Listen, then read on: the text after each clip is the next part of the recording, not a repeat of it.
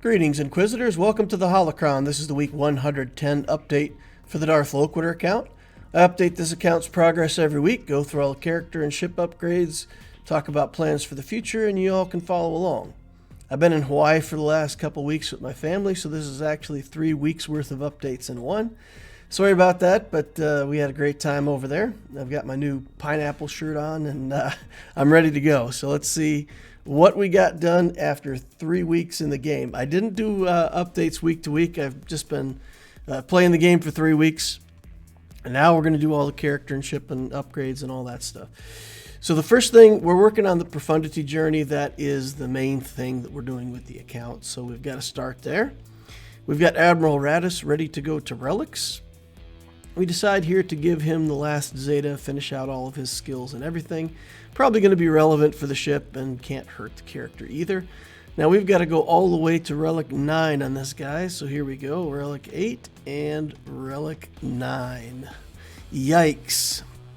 Anyway, there he is. Completes the part of the Profundity journey for Admiral Radis. We'll take him off of favorites and ship him out. Bistan is also ready to go to relics. So we're going to go ahead and take him up. He only has to go to Relic 5, so not quite as painful as Radis going to Relic 9, but here we go. Get him to Relic 5.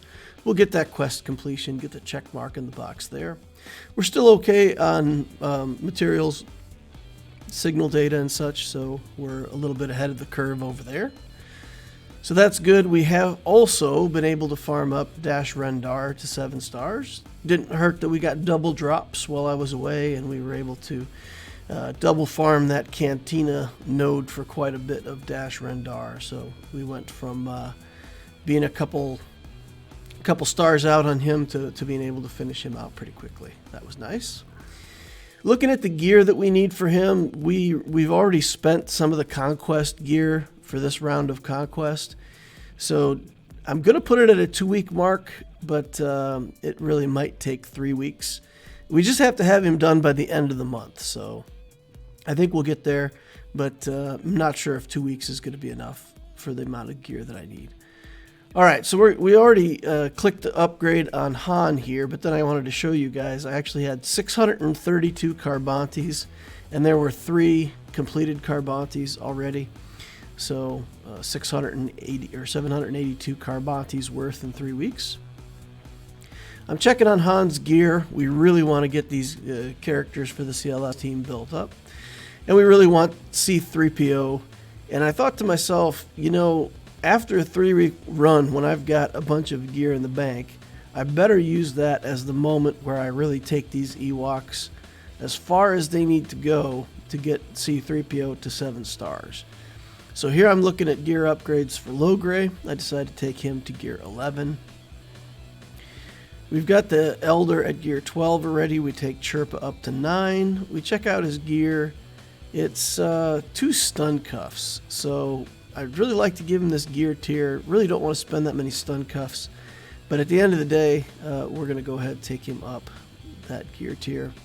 Now we're checking out the next gear tier. Again, it's stun cuffs, and we're going to run out of this stuff, and I know that we are, so I'm not going to take him up to gear 12. We'll park him at gear 11, and we'll go in here. We take a look at Teebo, but Teebo, out of all of these Ewoks, is the one that I really don't want to have to put gear onto. So we hold off. This is our last stun cuff. Once we spend that, we've got no more stun cuffs for this whole round of account building. So we're going to hold off on that. And here we go into mods. And we're going to put the Galactic Legend Kenobi mods onto the Elder. He's the most important character, so we want absolutely the best mods that we can get on him. We use some of the other good characters that we have, like Mara Jade and Newt Gunray. They have decent mods on them, so we swap those out for other Ewoks. And then Teebo gets his own set of mods that's not that great. But so here we go in, 81,000 galactic power on the Ewoks, as we're going to work through here and try to get this done. Now, this is the 6-star version of the journey, so we still have to get the 6th star, and you'll see here we start out, and they target the Elder right away, and I'm trying to get the Elder healed up, he keeps getting healing immunity put on him, and he himself is going to try whatever he can to salvage this, and at the end of the day, he gets picked off. Elder is pretty much the key to this. If you don't have an Elder, you really can't expect to pull out a victory. I mean, unless you were down to the last character and just had to finish him off, then you could do it without the Elder. But that early in the combat, it's not going to work. He's most of the damage. He's got to resurrect the other Ewoks that get killed. So a lot of this is RNG based on whether or not your Ewok Elder gets targeted and whether you can work around that. Now, I've done this a few times with this non-Wicket team, so it's important to note this team does not have Wicket on it. So basically, I'm taking like the known best team for this journey, and I'm not using it.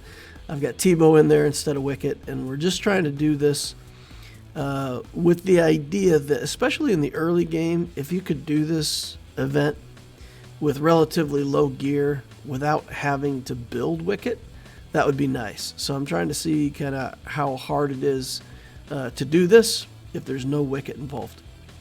In a couple of my previous attempts to do this, I actually found that killing R2-D2 at first was beneficial. So he keeps putting everybody under stealth and making it hard to target. You really want to kill Chewbacca first. The rebel commander that gets in your way, you can remove his buffs. In this case, we end up just killing him. And here we're going to go back after Chewbacca now and try to get him out of here. And we will. We'll end up on our second try here. And you'll see that Paplu, our tank, the guy that's supposed to be our tank, is dead again. So the Elder is spending a lot of his time trying to resurrect the Paplu and get him back. Not just for the tankiness, but also he can remove buffs with his basics. So he's kind of a key ingredient for success here. We're on to Leia, though. So with 5 Ewoks alive, the tank alive, working on Leia, then this is pretty much an assured victory at this point. So with these Ewoks, 81,000 galactic power, it only took us 2 tries to get the 6th tier done. Or the tier for 6 stars done. So not that great of an accomplishment. Most people know there's a pretty big step between the 6-star and the 7-star version of this Ewok journey. Alright, so there's victory for us. We get that 6-star in the bank, ready to go. Now, we take a look at the team, and you know what? We're just going to try it as it is. So this is attempt number 1 at the 7-star journey. We get in here, and our tank very quickly gets killed, and they keep targeting the Elder. And once a character gets low on life, the AI is pretty good about going after the character that's wounded, so they take out the Elder. Attempt number 2, we come in here again, and Elder gets targeted right away and tries to heal up a little bit, but they're onto him now, and we're attacking R2-D2 again in the lower levels. I experienced with this non-Wicket team that killing R2 had actually been the way to go. But R2 is so tanky on this level. We were just hitting him and doing absolutely no damage. So we get to the point where we have to take a look at this, and my first instinct was to just try to get a little more damage, a little more tankiness onto the Elder. So I put a couple of his Gear 12 pieces on, and then we take a look at Paplu, and we could get him another gear tier here. So we take a look at it, and we have to buy these pieces, but they're a 15 piece per shard for those Mark V detonators, so we don't mind to buy that piece. So we take Paplu up, and again, the Elder's spending so much of his time resurrecting Paplu that we're having a hard time getting off his basics. And you want to do a lot of basics on the Elder because that gives turn meter to him and the whole team 60% of the time. And getting that extra turn meter is really a pretty big deal as far as how the battle goes, because it gives him more turns, of course, gives the team more turns. So we just keep progressing through this, keep trying again. And here we go. And not getting much success. Now we've stopped trying to kill R2 because he's more difficult on this level. So we switch over and we kill Chewbacca first, which goes pretty well. Now we're trying to kill Han, but the commander gets in the way and they get stealth and the Elder gets killed. So we're back on to try number 5. In we go. And we resurrect both of our fallen Ewoks, and Paploo just goes down again instantly. So we're pretty much stuck with a no-go here. All right, attempt number 6 coming in. And when I'm looking at this, to me, it really comes down to Paploo. If Paploo stays alive, if we can keep him tanking, even just for a little bit more to get a few more of those basics in with the Elder, then I feel like, we'd be in pretty good shape. So I take Paploo up to gear 12, and more than the gear tier, what I want to do is give him 6 dot mods. I want to give him a really good mod set. Wampa's got a pretty good tanky mod set, so we go ahead and put that on him. It gives him a little more speed, takes away some protection, gives him some health, gives him a ton more armor. But getting these 6 dot mods onto a gear 12 Paploo is going to keep him alive a lot better. So we go in for try number 6 here and very quickly get annihilated. Don't worry too much about that. That happens sometimes like that. They just target the Elder first, and there's really not much you can do. All right, attempt number 7 here. And we're going after Han here. Everybody else is under stealth, and maybe we could get Han. Now we switch over to Chewie now that he's out of stealth. That doesn't work. We come back in again for another attempt. And here we, again, the Elder gets targeted mid-game and gets taken out. So here on attempt number 8, we're getting things going. And we're basically just going to do the Rebel Commando until they come out of stealth. And now we're switching over to Chewbacca. We lose the Elder again. And I think there was some problems with the numbering. I think this is actually attempt number 10. I think I missed one of the attempts in there. So here's the 10th attempt that we're doing. And we do get to target Chewbacca there. He gets we get him out of the stealth. Here we get the buffs finally removed from the tank, and then Han gets put under stealth. So now we're attacking R2, and man, is he tanky on this 7-star level. So we finally get Han back out from under stealth. We kill him. We kill the tank. And now we're going after R2, and we finally got him worked down a bit. Now he puts himself under stealth. We switch off to Leia for a while, get back onto R2. And now we're doing pretty well. We can keep, triggering a bunch of basics and calling assists on the Elder. And all the Ewoks are alive, so it's not too hard from here to finish this out. So off we go. And those tank mods on Paploo, I think, made a big difference. Now, could we have gotten this without that? Maybe we could have. I don't know how many attempts it would have taken.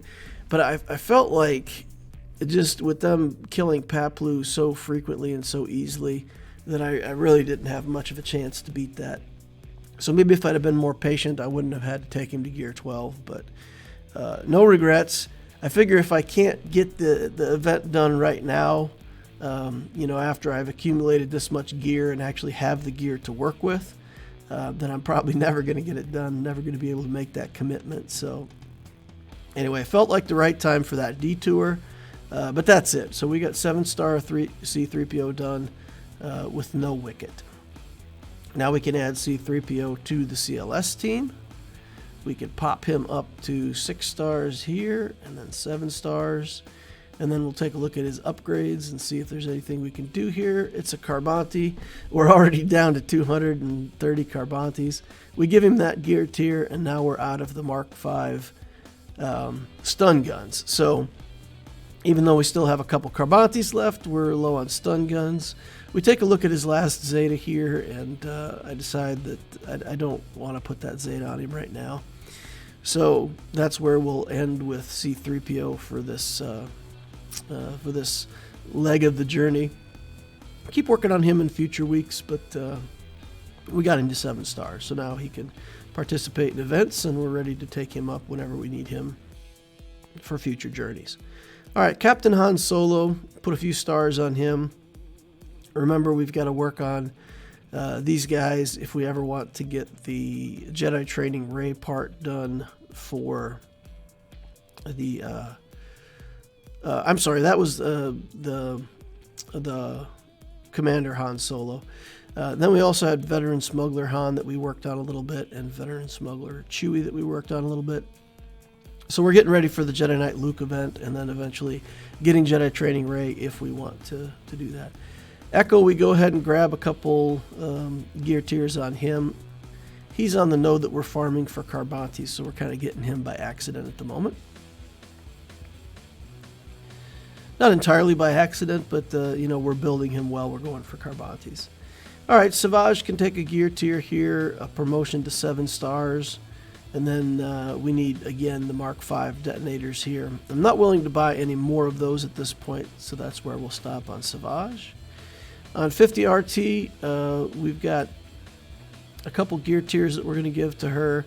This one takes a lot of Kairos, but we've got Kairos in the bank at the moment, so we're going to do that. And I'm looking at the Omicron here. I want to play with this. I want to experiment with it and see how good of a team she really needs behind her to work in hard Conquest. So I figure if I put that on her now and just kind of finish this character out at a relatively low gear tier while she's not even 7 stars, we can see bit by bit as I build her when she hits some kind of effective level in Conquest.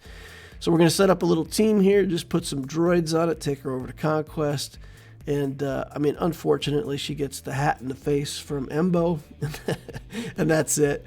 So at low gear tiers here, because she dies so quickly, she's probably not going to be effective. So I'm not going to waste a whole lot of Conquest energy trying to do that. And I don't really have a good droid team built behind her. I just have some random droids that would be okay in that team. So... again, we'll keep working on that, and we'll have to see. Here we get Wicket to 7 stars, and I know I just did the Ewok thing without Wicket, and I did want to do that, but I've been able to farm him up to 7 stars in the background. So if I had needed him, we could have got to him. Here we take L3 up to gear 11. Again, we're just going to use her for the Dash Rendar team.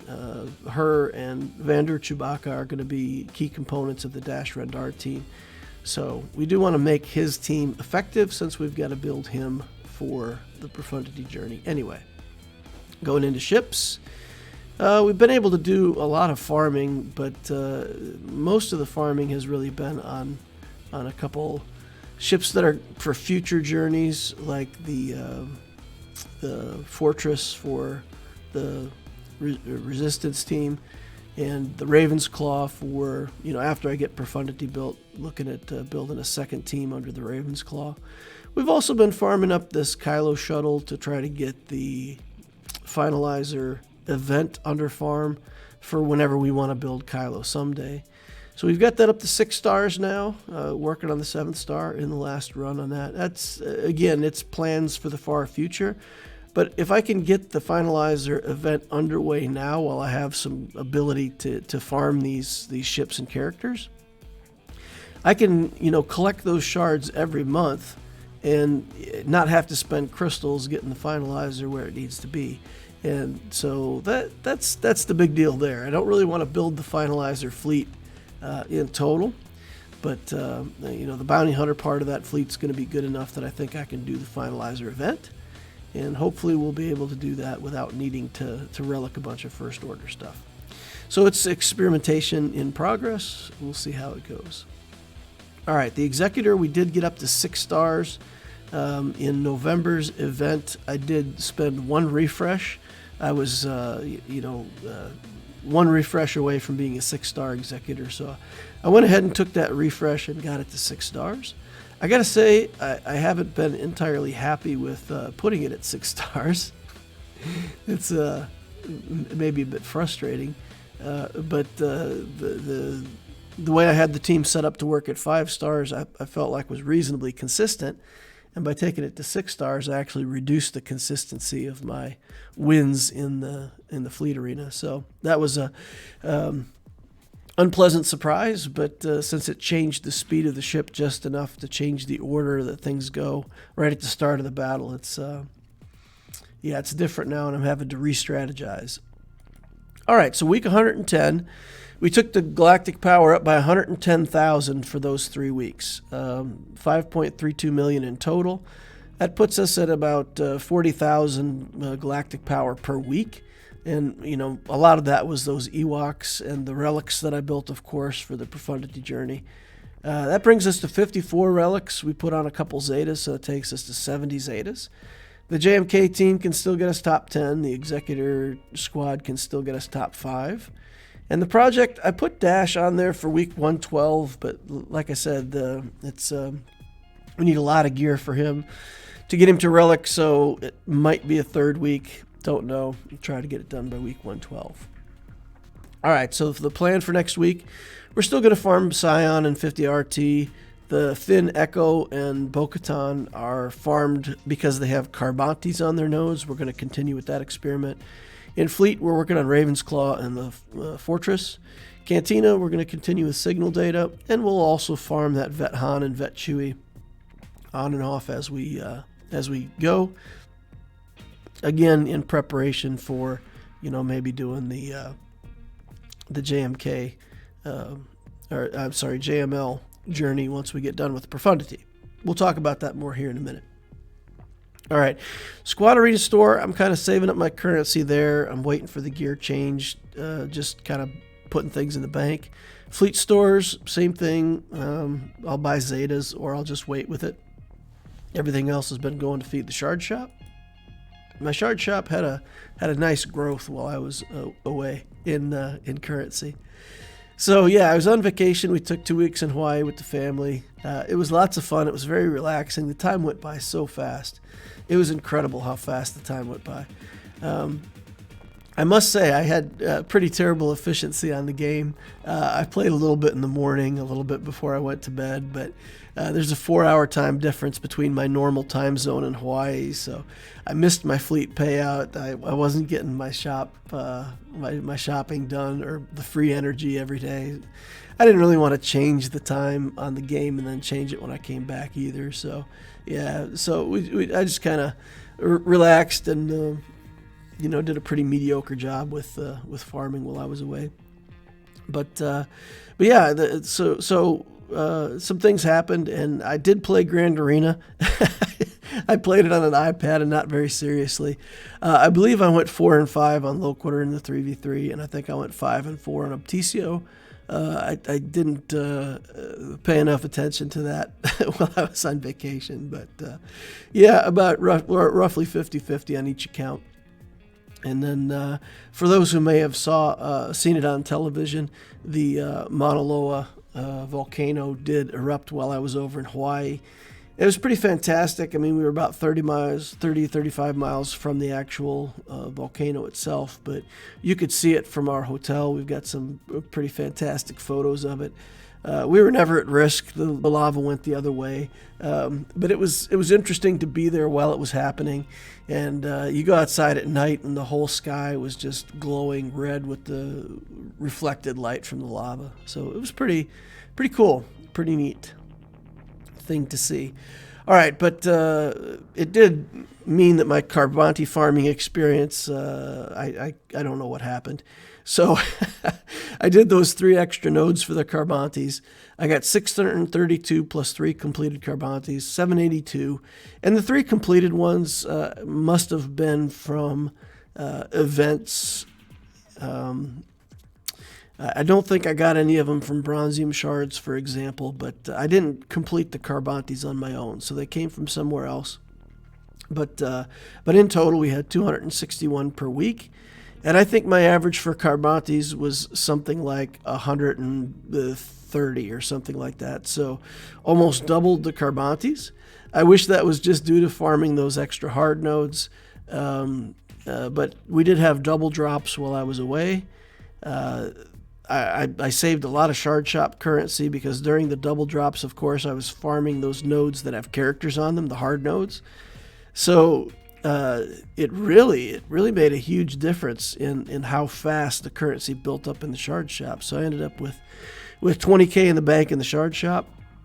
And I did stop my guild store use to wait on the changes. So that's, let's say, negative Carbantes because I really didn't buy any using the guild store during this period.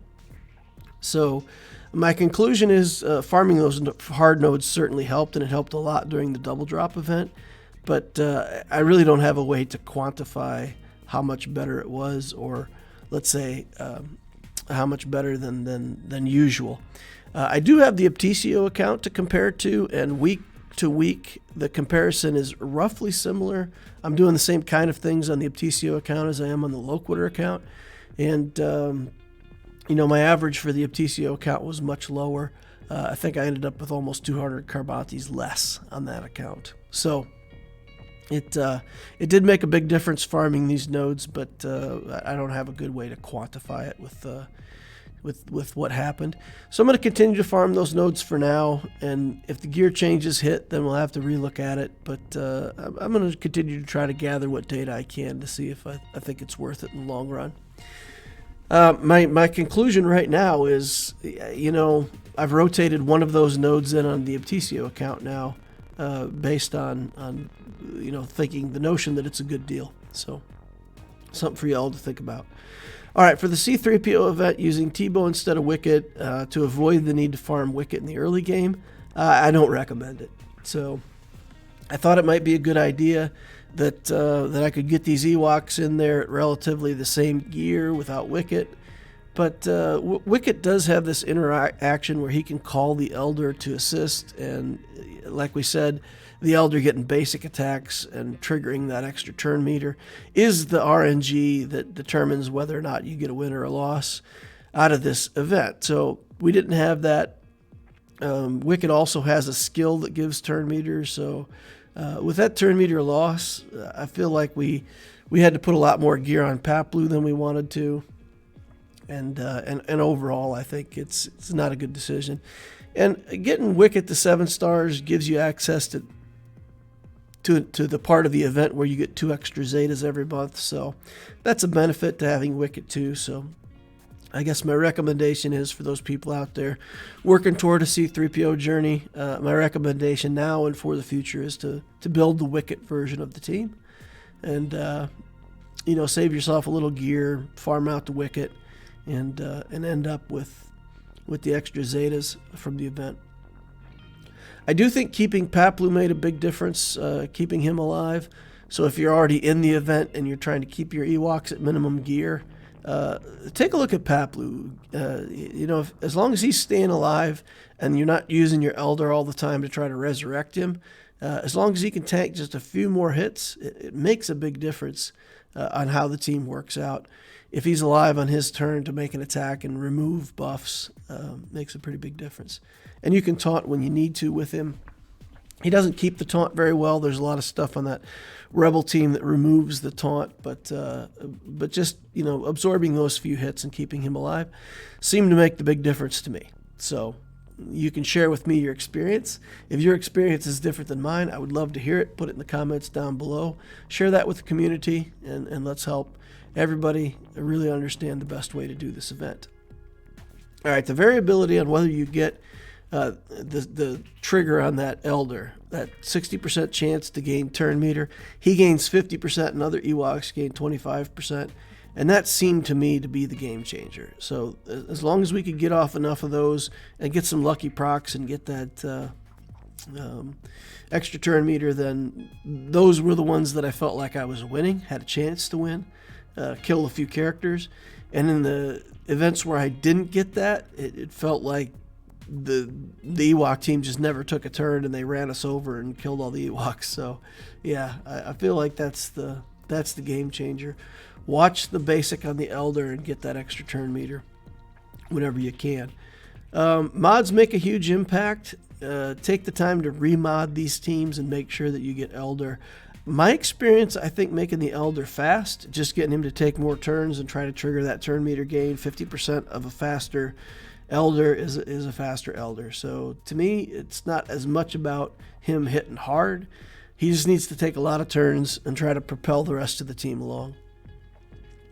Again, those procs are only a 60% chance to gain that turn meter, so they're, within the first 10 moves of the game, there's a huge variability on whether or not you're getting these winning, losing. You put up the counterattack buff, and maybe you get a couple counterattacks with your Elder, and that can make a huge difference. Or the next time Chewbacca comes across and removes all those buffs before you even get to counterattack. So do try your team 8 to 10 times before you give up or add more gear or try again. So that's my advice. Admiral Raddus, we did go in after the video and update Admiral Raddus, put better mods on him, 6-dot him, and try to get him up and running in a better way. If it's going to be a Relic 9 character, then I want it to look and act like a Relic 9 character. So we got his health up to almost 100,000, 84,000 protection, 340 speed. It's pretty good, 340 speed. So we made Raddus kind of as good as we could with the mods that we've got to share with him. We didn't want to steal some of our best mods off of some other characters that I think are probably better than him. But we do want to make him in my opinion, we want to make him pretty tanky.